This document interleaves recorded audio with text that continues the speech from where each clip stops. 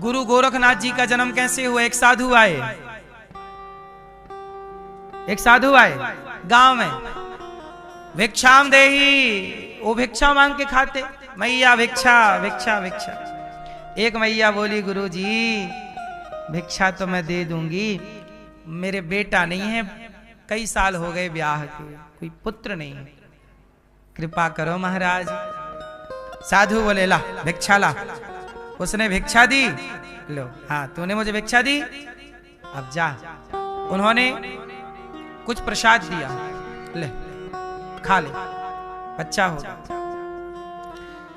उसको लगा ये प्रसाद खाने से बच्चा कैसे होगा, श्रद्धा थी नहीं। गोबर का ढेर था, फेंक दिया गोबर में, वो गोबर में फेंका।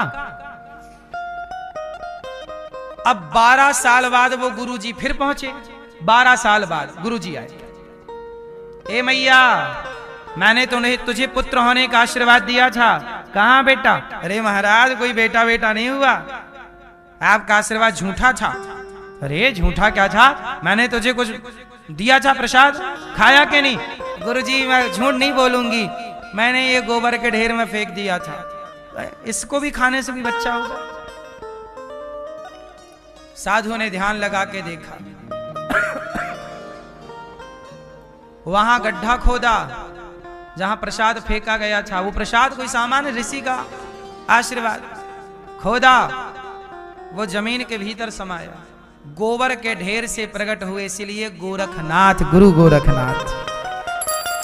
गोबर के ढेर से गुरु गोरखनाथ प्रकट हो गए, जिन्होंने सृष्टि में तमाम समाज की सेवा और धर्म की स्थापना की। ऐसे दिव्य महापुरुष का प्राकट्य कहां से हुआ? आपको क्या लगता है, संतों को ऐसी हल्के में ले लेते हैं? इसलिए कहता हूं कि संतों का किसी भी प्रकार से तिरस्कार ना हो। विवाह करना चाहिए, संतों का आशीर्वाद देखो, संतों का आशीर्वाद मिला तो नहीं संता, कितनी कथाएं हैं कि पुत्र प्राप्ति हुई, आशीर्वाद।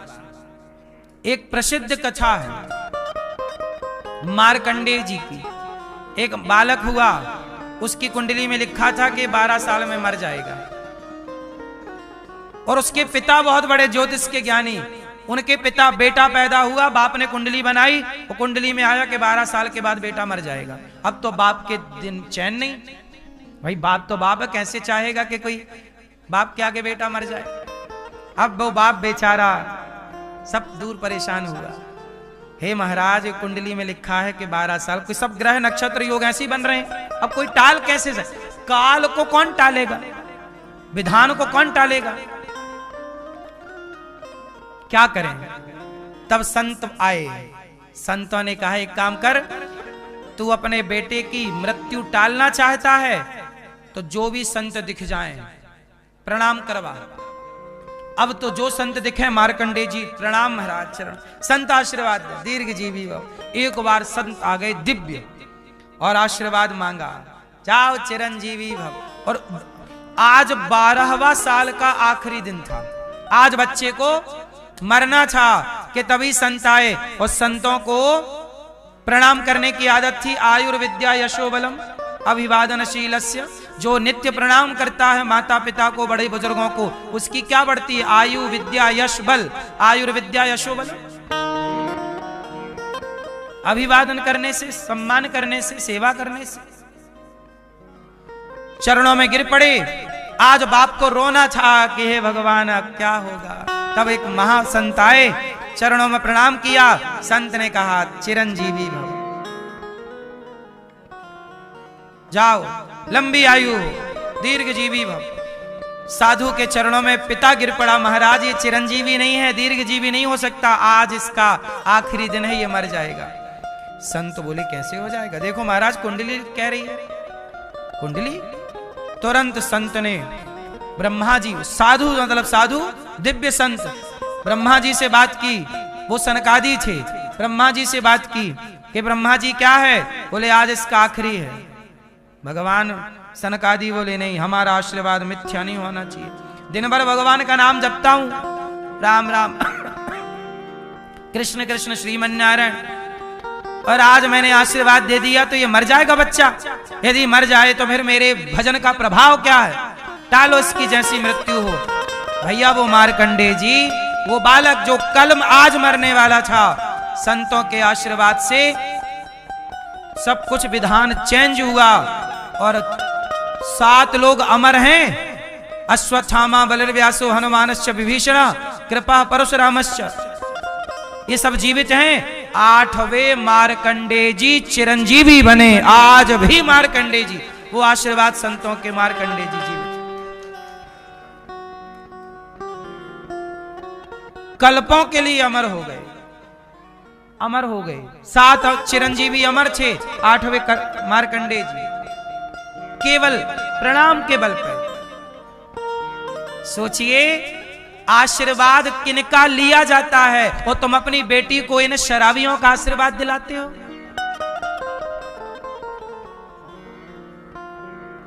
बारातियों को खूब भर भर के शराब पिलाई और मंच में वो झूम रहे हैं, बेटी के आशीर्वाद दे रहे हैं। कैसा बाप है ये निर्दयी। यज्ञ को यज्ञ रहने दो मेरी माँ।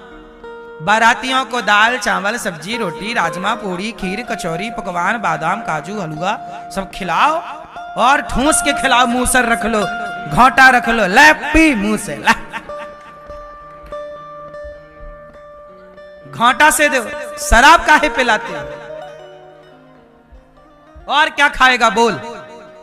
फूफा क्या खाएगा? जो खाएगा खिलाए, ले। बादाम खाएगा, बादाम का रस पी, ले। घोंटा से डालो इसके मुंह पे। शराब काहे पिलाते हो? शराब सनातन में आप लोग भटक गए रास्ता। सनातन को साइंटिफिक रूप से समझिए, विवाह यज्ञ है। कितने लोग मेरी बात से सहमत हैं कि विवाह यज्ञ है? विवाह एक यज्ञ है, 2 आत्माओं का मिलन है, एक नई जिंदगी किसी की स्टार्ट होने जा, नया जन्म है, वो जन्म हो रहा है। एक लड़की अब लड़की से पत्नी होने जा रही है। एक पत्नी का जन्म कहां होता है? मंडप में, यज्ञ मंडप में, विवाह मंडप में। एक पुरुष का पति के रूप में परिणित होना, पति का जन्म कहां होता है? तुम्हारे घर में पति पैदा होता है क्या? कि तुम्हारे घर में पत्नी पैदा, तुम्हारे घर में बेटी पैदा हुई है, तुम्हारे घर में बेटा पैदा हुआ है। विवाह के मंडप में पत्नी और पति का जन्म हुआ है। उस यज्ञ के विधान से जन्म होता है। जैसे यज्ञ से द्रौपदी प्रकट हुई। द्रौपदी कहां प्रकट हुई? जिन यज्ञों से हमारे यहां भगवान, जब दशरथ जी ने यज्ञ किया, उस पुत्रेष्टि यज्ञ से भगवान प्रकट हुए और खीर दिए। जिन खीर को 3 रानियों ने खा के गर्भ धारण किया। हमारे यहां यज्ञ से भगवान प्रकट होते थे। वो यज्ञ को यज्ञ रहने दो मेरी मां। ज्यादा पैसा भीतर का उछाल मार रहा तो किसी भूखे की सेवा करो, गौशालाएं बनवा दो, ज्यादा पैसा है तो गरीब बेटियों का विवाह करा दो। किसी का बेटी का विवाह आप करा दोगे तो उस बेटी के आशीर्वाद से तुम्हारा सुहाग अमर रहेगा।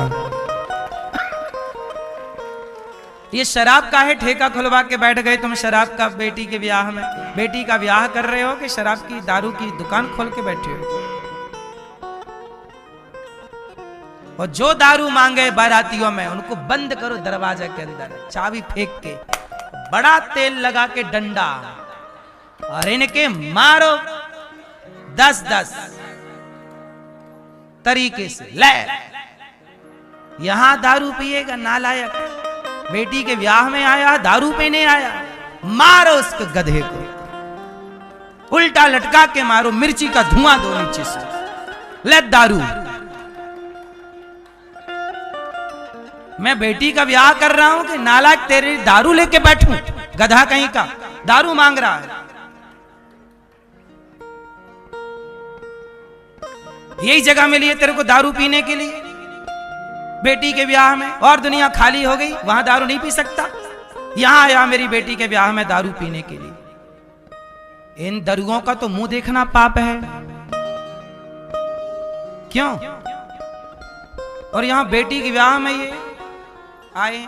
और तो सब छोड़ो, आजकल तो लड़का दुल्हा भी दारू पी के बैठता है मंडप में। इससे बड़ा दुर्भाग्य क्या होगा, इससे बड़ी मूर्खता क्या होगी। यज्ञ था मेरी मां, विवाह क्या है?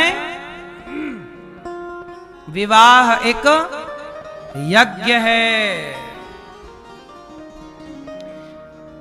हमारे अभी एक भैया ने, दक्ष चौधरी और अभिषेक भैया ने, अभी इन्होंने एक छोटा सा प्रयास किया कि तीर्थों में दारू नहीं होनी चाहिए, गलत चीजें नहीं होनी चाहिए। सोचिए, जो लड़के अपनी जिंदगी की परवाह ना करके जान हथेली में रख के सनातन की सेवा करते हैं, उन बच्चों का साथ देने की बजाय लोग उन्हें जेल में डालने का प्रयास करते हैं, जेल में डालने का प्रयास करते हैं। हम सनातनी ये तो सोचें कि आज कोई तो है जो बोलने की हिम्मत कर रहा है सनातन के लिए। यदि आप इनकी आवाजें दबा दोगे तो सनातन की आवाज बन के कौन आएगा? और ये लड़का उसे जेल में डाल दिया। वो ये चाहता था कि वृंदावन में दारू की दुकान ना हो, किसी भी तीर्थ में दारू की दुकान ना हो। वो लड़का क्या गलत चाहता है? किसके लिए वो लड़ रहा है? उसका अपना क्या स्वार्थ है? वो डंडे खा रहा है पुलिस के, उसका अपना क्या स्वार्थ बताइए? उसका अपना कोई स्वार्थ नहीं है। उसने तो अपनी जिंदगी दांव पे लगा के समाज के काम करने का प्रयास किया कि मैं शुरुआत करूं। समाज को जागना चाहिए। हम सनातनी कम से कम उसका सपोर्ट करें। और पुलिस से और सरकारों से मेरी प्रार्थना है कि जो समाज सनातन के लिए भला काम करें, उन्हें जेल ना डाल करके बल्कि उन्हें प्रोत्साहित किया जाए। वो किसी को नुकसान नहीं पहुंचा रहे हैं, किसी को मार नहीं रहे हैं, काट नहीं रहे हैं, किसी प्रकार से किसी को क्षति नहीं है। ईमानदारी से चाह रहे हैं कि भाई साहब, हम वृंदावन धाम में आते हैं आस्था श्रद्धा लेकर, अयोध्या जी जाते हो, हरिद्वार जाते हो, काशी जाते हो। इन तीर्थ स्थलों में केवल वृंदावन ही नहीं, भारत के किसी भी तीर्थ स्थल पर शराब की दुकान नहीं ही होनी चाहिए। कितने लोग इस बात के समर्थक हैं? सबको समर्थन करना है इस बात का।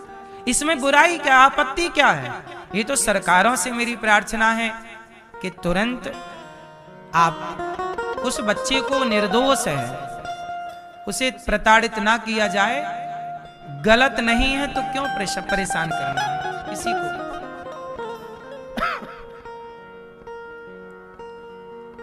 समाज की आवाज, सनातन की आवाज हम में से ही तो किसी को बनना होगा। धर्म के लिए जीना है और धर्म के लिए मरना है। शराब को 5 महापापों में रखा है शास्त्रों ने, हमने और आपने नहीं रखा। ये महापाप के अंतर्गत है। तो वृंदावन जैसी पावन धरा पे महापाप क्यों हो? शराब को महापापों में गिना गया है। इसलिए हम सबका धर्म है कि हम सनातनी जहां जहां तीर्थों में शराब की दुकानें हैं, हम हाथ जोड़ के रिक्वेस्ट करें उन लोगों से कि भाई साहब, आप ये दुकान बंद करिए, यहां पे सही नहीं है। शराब मुक्त तीर्थ स्थल हो, मांस मुक्त तीर्थ स्थल हो, बोलो हाँ कि ना? यही है सनातन की सेवा। आप जनमानस सनातन की ये सेवा तो कर ही सकते हैं। एक छोटी सी आवाज उठाइए कि भाई हम नशा मुक्त वृंदावन चाहते हैं, है ना? हम सबकी ये आवाजें होनी चाहिए। इसमें किसी भी प्रकार से किसी की आपत्ति नहीं होनी चाहिए। जो सही है उसका सबको मिलजुल के साथ देना चाहिए। इसलिए आप लोगों से मेरी प्रार्थना है कि आप लोग भी शराब मुक्त बने, समाज को, क्षेत्र को शराब मुक्त बनाने का प्रयास करें। आज के लड़के शराब पी के पढ़ रहे हैं। जिन बच्चों को कामयाब हो जाना चाहिए वो शराब पी के बिगड़ जाते हैं। कौन माँ बाप चाहता है कि मेरे बच्चे शराब पीने लग जाए? कोई नहीं चाहते। यदि चाहते हो कि बच्चे शराब ना पिए तो शराब होगी ही नहीं, तो पिएंगे कहां से? हम तो कहते हैं सरकार को शराब बंद ही कर देनी चाहिए। क्या कहते हैं आप लोग?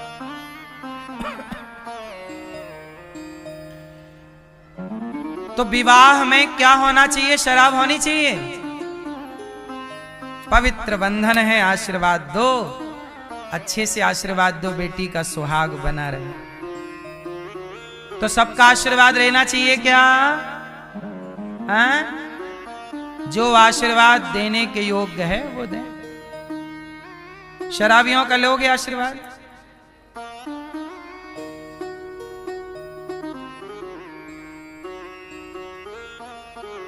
शराबी आशीर्वाद क्या देंगे बेचारे। चलो, भगवान से मेरी यही प्रार्थना है कि आपको इतनी सद्बुद्धि आए कि बेटी का विवाह यज्ञ की तरह करें और आज की आधुनिकता में ना बह जाएं। सही है? इतनी सी मेरी प्रार्थना। तो करदम जी का विवाह माता देवहूति से हुआ और इनके विवाह से 9 बेटियां हुई। विवाह के पश्चात इन्होंने कामक विमान की रचना की और 9 बेटियों का विवाह ब्रह्मा जी के 9 मानस पुत्रों से हुआ। फिर कपिल भगवान हुए जिन्होंने अपनी मां को सांख्य शास्त्र का उपदेश किया। मन की चंचलता कैसे मिटे, इस पर भगवान कपिल देव जी ने दिव्य ज्ञान दिया।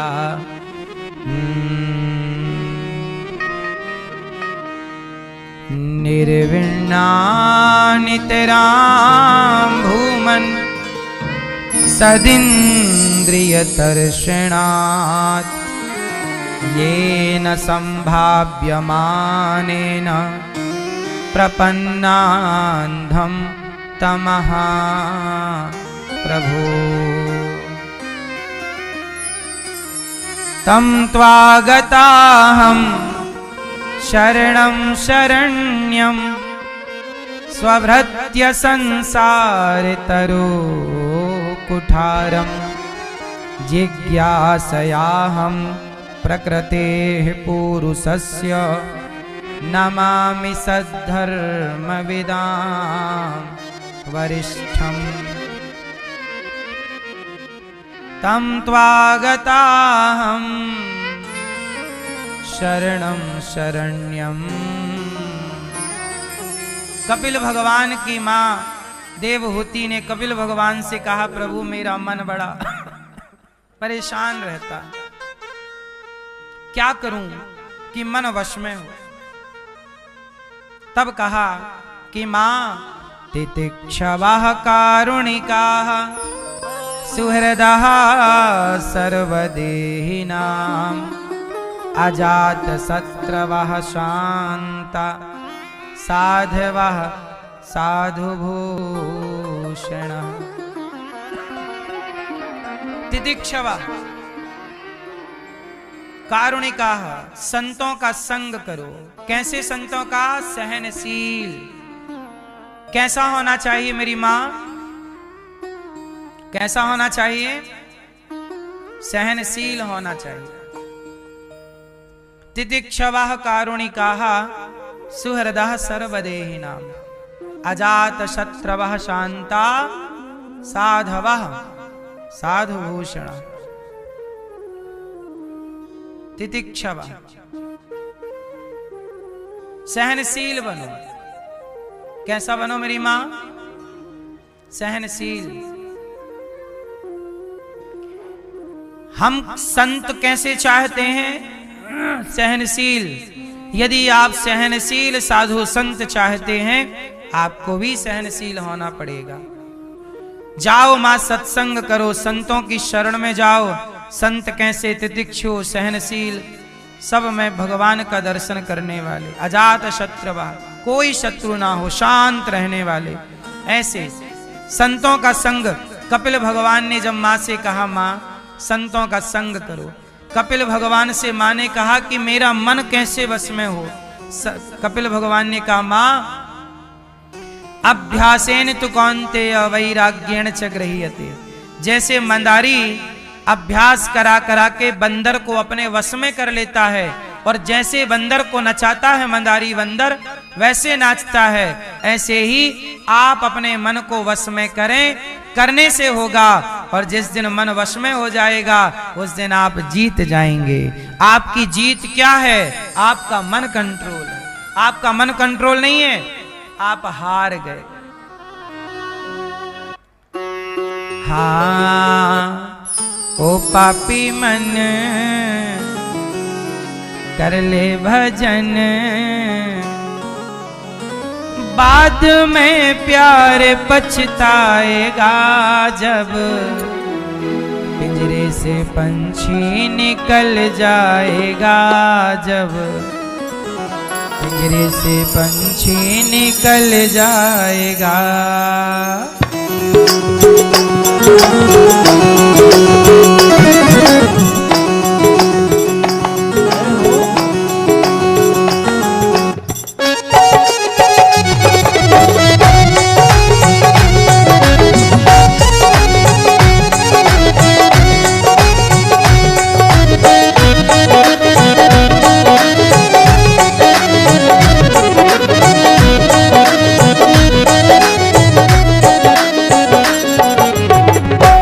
पापी मन कर ले भजन, ओ पापी मन कर ले भजन, बाद में प्यार पछताएगा।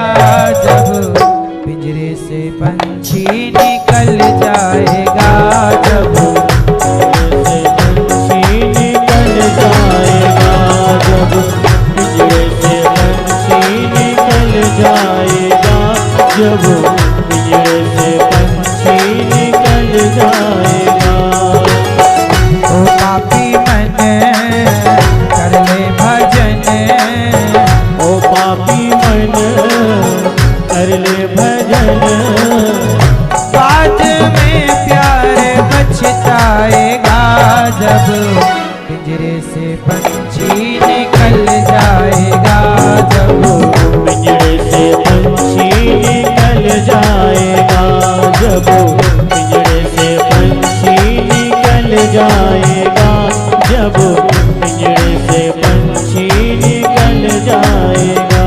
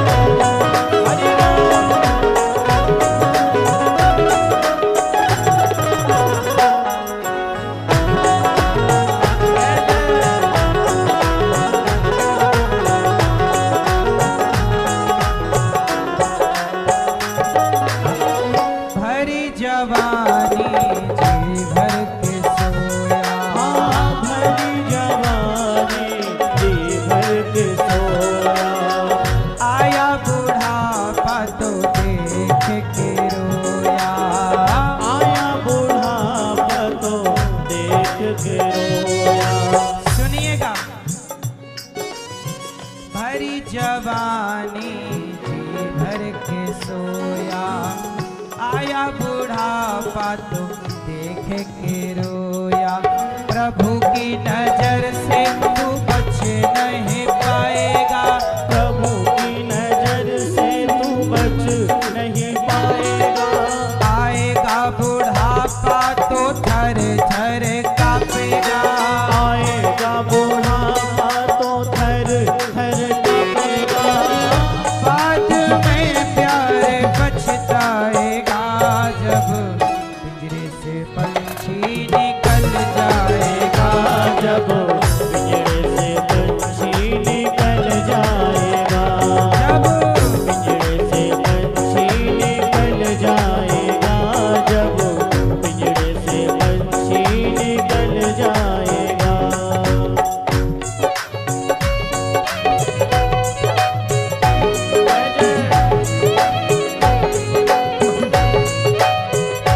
हरि बोल।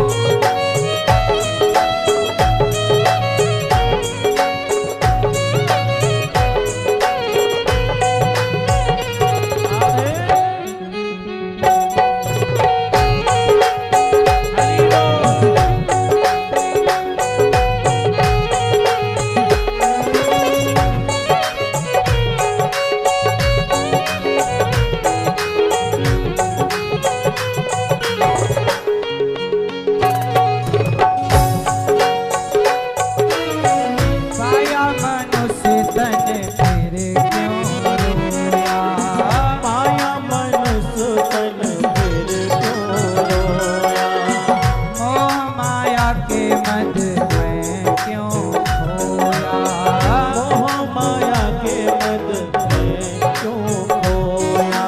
पाया है मनुष्य तन प्रभु के गुण गाए जा, आया है मनुष्य तन प्रभु के गुण गाए जा। अपने हृदय को प्रभु भक्ति में लगाए जा, अपने हृदय को प्रभु भक्ति में लगाए जा।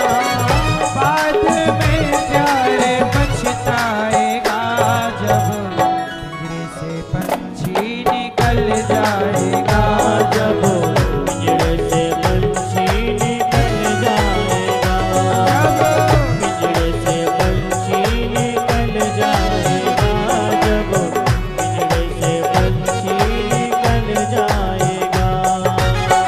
ओ पापी मन कर ले भजन, ओ पापी मन कर ले भजन, बाद में प्यारे पछताएगा, जब पिंजरे से पंछी निकल जाएगा, जब पिंजरे से पंछी निकल जाएगा, पिंजरे से पंछी निकल जाएगा, जब पिंजरे से पंछी निकल जाएगा, अब पिंजरे से पंछी निकल जाएगा, जब पिंजरे से पंछी निकल जाएगा। अब पिंजरे से पंछी निकल जाएगा, जब पिंजरे से पंछी निकल जाएगा, पिंजरे से पंछी निकल जाएगा, जब पिंजरे से पंछी निकल जाएगा। ओ पापी मन, ये मन सब कुछ कराता है, इसलिए मन बड़ा पापी। इस पापी मन को भगवान के पास लगाओ, सत्संग में लगाओ। ओ पापी मन कर ले भजन, बाद में प्यार पछताएगा, जब पिंजरे से पंछी निकल जाएगा, जब पिंजरे से पंछी निकल जाएगा। हे मन बड़ा पापी है तू। कपिल भगवान ने दिव्य ज्ञान दिया, ध्यान कैसे हो भगवान की सुंदर छवि कैसे मन में बसाई जाए कि स्वरूप का ध्यान भगवान का करना चाहिए। इस तरह से दिव्य ज्ञान भगवान कपिल देव जी ने दिया। गर्भ में किस तरह बच्चे का निर्माण होता है ये भी बताया, और किस तरह मनुष्य अपना भगवान का चिंतन करके कल्याण करता है और ना करे तो किस दुर्गति को पाता है, सब कुछ बताया। ये दिव्य ज्ञान पाकर मां सिद्धा नाम की नदी बनकर बह गई। कपिल देव जी ने आचमन किया, गंगा सागर चले गए। बोलिए कपिल देव भगवान की। बाकी तीर्थ बार बार गंगा सागर, तो गंगा सागर कपिल देव जी गए हैं, मां सिद्धा नाम की नदी बन गई। मनु जी महाराज की तीसरी बेटी हुई प्रसूति, जिनका विवाह दक्ष से हुआ, और दक्ष की छोटी बेटी का विवाह भगवान शिव से हुआ। एक बार माता सती भगवान राम की परीक्षा लेने गईं और वहां फेल हो गईं, और माता सती सीता बन के राम की परीक्षा ले रही। राम जी ने पहचान लिया। भगवान शंकर ने कहा, देवी मैं जिन सीता माँ का ध्यान करता हूँ, तुमने पत्नी होकर मेरी सीता माँ का स्वरूप बनाया, अब मैं तुम्हें पत्नी के रूप में कैसे स्वीकार करूं। तब भगवान शिव ने माता सती का परित्याग कर दिया। वह माता सती अपने पिता दक्ष के यज्ञ में बिना बुलाए गईं और वहां जल करके पति शिव का अपमान देखकर जल करके योग अग्नि में समाप्त हो गईं। भगवान शिव ने उनका जलता हुआ शरीर हृदय से लगाया। भगवान विष्णु ने उनके शरीर के 52 टुकड़े किए, 52 शक्ति पीठ बनी। बाद में वही सती हिमालय की पुत्री बनकर पार्वती बनकर प्रकट हुई और भगवान शिव का पार्वती से विवाह हुआ। शिव पार्वती मंगल। प्रिय भक्तों, ये सारी कथाएं हमें एक ही मैसेज देती हैं। क्या मैसेज देती हैं? कि किसी भी तरह से हम धर्म से जुड़ें। शंकर जी, इस धरती पर सबसे बड़े दानी कौन? शिव। लंका बनाई अपने रहने के लिए, पसंद आ गई यजमान महाराज जी को, रावण को तो दे दी, ले लेती रख, मन है तू ही रख। घर दे दिया। दान कई प्रकार का होता है। जलदान, अन्नदान, कन्यादान, भूमिदान, स्वर्णदान, गौदान इत्यादि दान। इन सभी दानों में कौन सा दान सबसे श्रेष्ठ है? यदि आपसे सवाल पूछा जाए तो आपके हिसाब से सारे दानों में श्रेष्ठ दान क्या समझते हैं आप लोग? कौन सा दान? सबसे श्रेष्ठ दान है अन्नदान और जलदान। क्यों? क्योंकि हर दान के बिना गुजारा है, लेकिन अन्न के बिना गुजारा। अन्नदान किसे कहते हैं? आप चिड़िया को अन्न डालते हैं, दाना, वह भी चिड़िया को दिया गया दाना भी अन्नदान है। चिड़िया को, गिलहरी को आप डालते हैं, वह भी अन्नदान है। आप चींटी को आटा डाल रहे हैं, वह भी अन्नदान है। गैया को रोटी खिला रहे हैं, वह भी अन्नदान है। कुत्ते को रोटी खिला रहे हैं, वह भी अन्नदान है। और कोई द्वार पर भूखा प्यासा आया, सा सम्मान आपने भोजन कराया, यह अन्नदान है, सबसे श्रेष्ठ दान। भगवान कभी खाते हैं तो कैसे खाते हैं? कल रात को मैं गया संतों के पास, सर्दी थी, मुझे लगा देखूं फुटपाथ पे संत सो रहे हैं। सर्दी, संतों को भोजन तो मिल जाता है गौरी गोपाल में।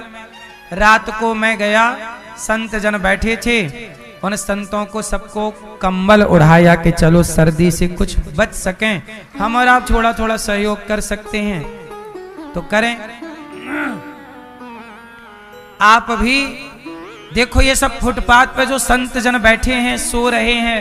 रात को मैं गया तो ये सब बैठे थे।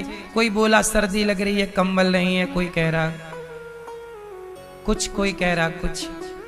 हमने कहा चिंता ना करो, कंबल सब संतों को दिए गए, आप भी सहयोग करेंगे तो संतों को कंबल की सेवा।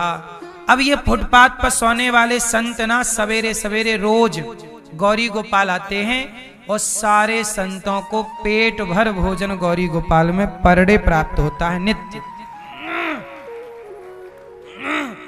ये नित्य की सेवाएं हैं। 12 महीने यहाँ संतों को भोजन बंटता है, ये संतों को भोजन बंटता है यहाँ पर। एक दिन का भोजन आप भी बंटवाओ कि कल संतों को भोजन हम कराएंगे अपनी ओर से। आप नहीं करेंगे पुण्य, नहीं करेंगे दान, कौन करेगा? इसलिए करने योग्य हैं तो अवश्य करें, नहीं करने योग्य हैं तो भगवान से हम प्रार्थना करेंगे कि वो आपको करने की सामर्थ्य प्रदान करें। एक संत को तो भोजन कराओ। कंबल के लिए आप सहयोग करना चाहें तो, क्योंकि कंबल अभी बहुत सारे संतों को, कल मुझे थोड़ा सा टाइम मिला तो मैं चला गया रात को बांटने के लिए। आप लोग तो देखो सो जाते हैं, थक जाते हैं तो सो जाते हैं। हम कितने भी थके हों, हमारा तो टाइम फिक्स है कि ये काम करके ही सोना है। ऐसे सोने की हमें इजाजत नहीं कि आपकी तरह कभी बिस्तर पे गए सो गए, ऐसा नहीं होता। आप लोग तो घर पे रहते हो, कितने बजे भी आप जागो कौन बोलने वाला, लेकिन हमें तो टाइम से ही जाना। हम कितने बजे सोएं, 12 बजे रात को सोएं या 1 बजे रात को, हमें उठना टाइम से ही रहता है। ये सारी सेवाएं किसके लिए है मेरी माँ? आपसे मेरी विनती है कि आप भी इन सेवाओं में सहयोगी बने। संतों को यहां अखंड रसोई चलती है गौरी गोपाल में, 25 से 30 हजार लोग पर डे भोजन करते हैं। एक दिन की रसोई में सहयोगी आप जरूर बने और अन्न दान करें।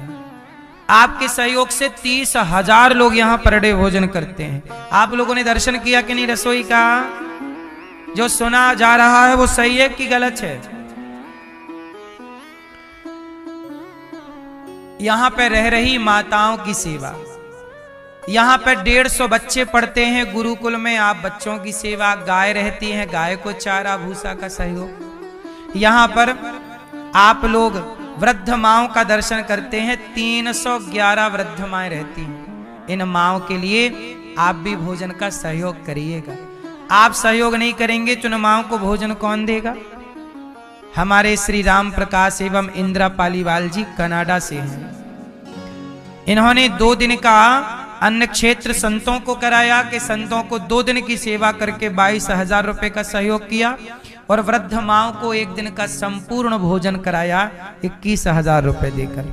आप भी कल का भोजन वृद्ध माओं को करा लें कि कल के भोजन की सेवा हम करेंगे, वृद्ध माओं की कल की सेवा माओं के भोजन की हम करेंगे। नाश्ता आप बंटवाना चाहें कल का आप बंटवाइए, जो ईश्वर ने योग्यता दी हो। मैया कैसी हो मेरी माँ? कहाँ से आई हो मेरी माँ? अलीगढ़। अलीगढ़। तो आप गौरी गोपाल में आपको क्यों आना पड़ा मैया? क्यों आई? कोई है ही सहारा ही नहीं, कोई सहारा नहीं? बेटा बेटी कुछ नहीं। बेटा नहीं है? ना मकान, ना बेटी, ना बेटा, ना पति। पति? पति भी नहीं है। पति 32 साल हो गए पति को गए। आपकी कथा सुन सुनकर मैं यहाँ आ गई। तो आपके भाई, देवर, जेठ? भाई 6 साल बड़ा। भाई बोला कि मेरे को कोई नहीं, कब चला जाऊं, मैं बच्चों के ऊपर नहीं छोड़ूंगा। तो भतीजे? कह दिया उन्होंने, बच्चों के ऊपर नहीं छोड़ूंगा मैं। नहीं तो भतीजों ने नहीं बोला? हाँ है, वो भी है। वो कह रहे मेरा मकान बन जाएगा, मैं ले आऊंगा। अभी मकान नहीं बना? नहीं। ये मैया है, भाई चले गए भगवान के घर में? वृद्ध हैं, वृद्ध अभी हैं? हाँ, बहनें चढ़ी हैं। मैया है, कोई नहीं है, ना बेटा ना बेटी। कौन इस धरती पे कौन भला किसका है?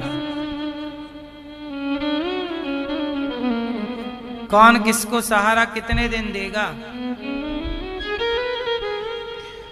ऐसी बेसहारा माओं के लिए ये गौरी गोपाल में दरवाजे खुले रहते हैं, और ऐसी 311 बेसहारा माँ यहाँ रहते हैं। आप सबके सहयोग से माँ को भोजन मिलता है, दवाई मिलती है, शाम का भोजन मिलता है, नाश्ता मिलता है। मैया आपको यहाँ कोई तकलीफ तो नहीं है? नहीं बेटा, कोई खाना पीना रहना, सब रात को दवाई दूध दारी। मिलता है? हाँ, दूध भी मिलता है, दवाई मिलती, चाय भी मिलती है, खाना आपके भी रहने के हमने कोई पैसे तो नहीं लिए आपसे? नहीं बेटा, माँ से पैसा नहीं लेगा। इन माओ से पैसे नहीं लिए जाते, आशीर्वाद लिया जाता है।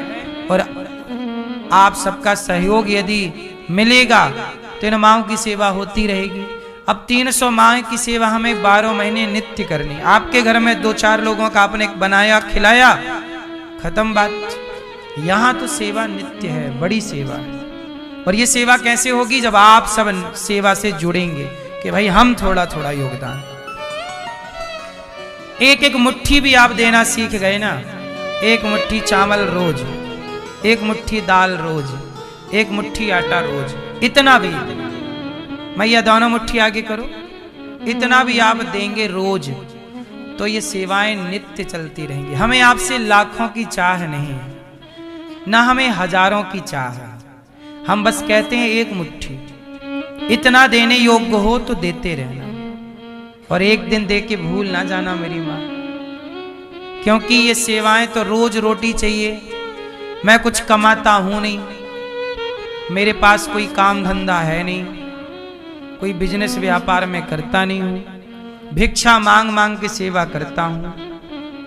तो आप सबसे मेरी प्रार्थना है कि इस भिक्षुक को थोड़ा थोड़ा मुट्ठी भर नित्य दान करते रहिएगा। खाने से पहले इन माओं के लिए 2 रोटी जरूर निकालिएगा। गिलहरी का कितना बड़ा योगदान था राम सेतु में, तनिक सा योगदान था, लेकिन युगों बाद आज भी उस गिलहरी को याद किया जाता है। आपका दान भले मुट्ठी भर का होगा, लेकिन कई कई युगों युगों तक आपको याद किया जाएगा कि आपके सहयोग से ये गौरी गोपाल चल रहा है।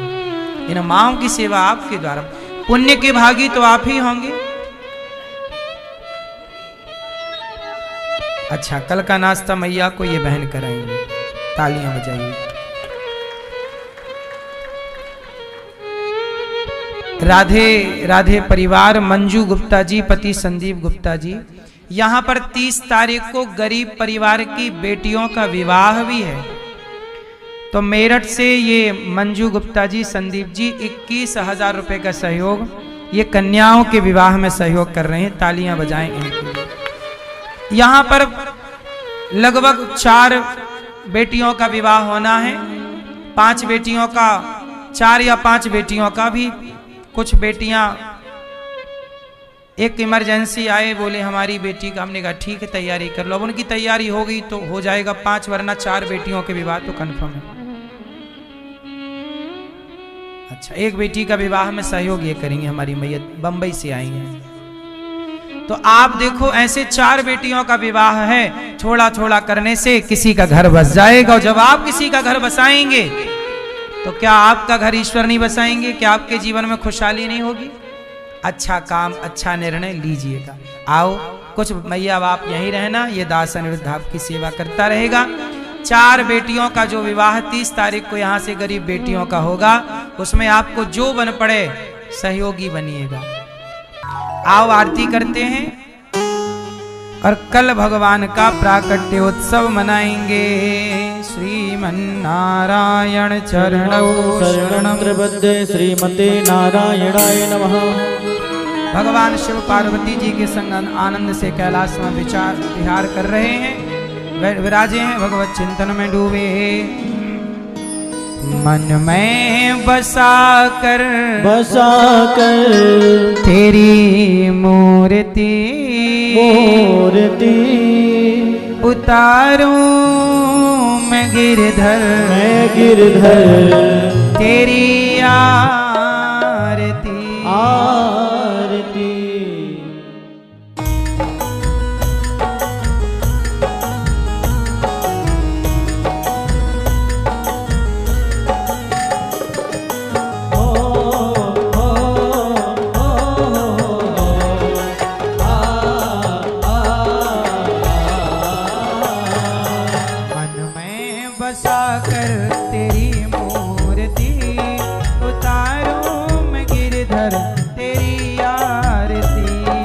मन में बसा कर तेरी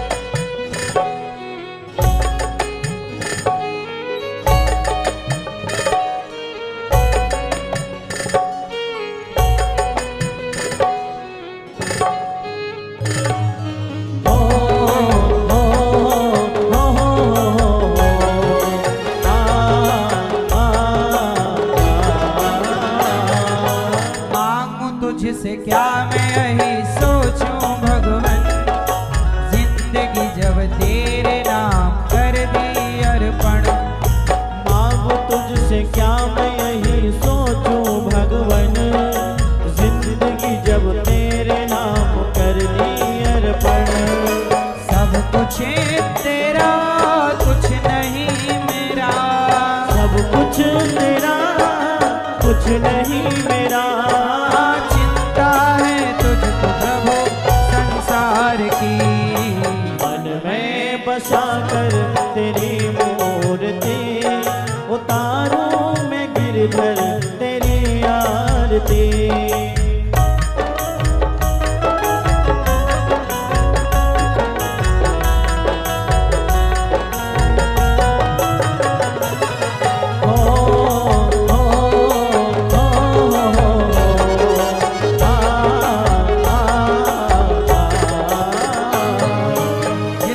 तेरा नाम लिया उसके जागे भाग, सोते हुए जीवन से अब तो प्राण जाग। जिसने तेरा नाम लिया उसके जागे भाग, सोते हुए जीवन से अब तो प्राण जाग। कम है जिंदगी कर लो बंदगी, कम है जिंदगी कर लो बंदगी। प्रभु का हाथ हो तो मौत भी न मारती।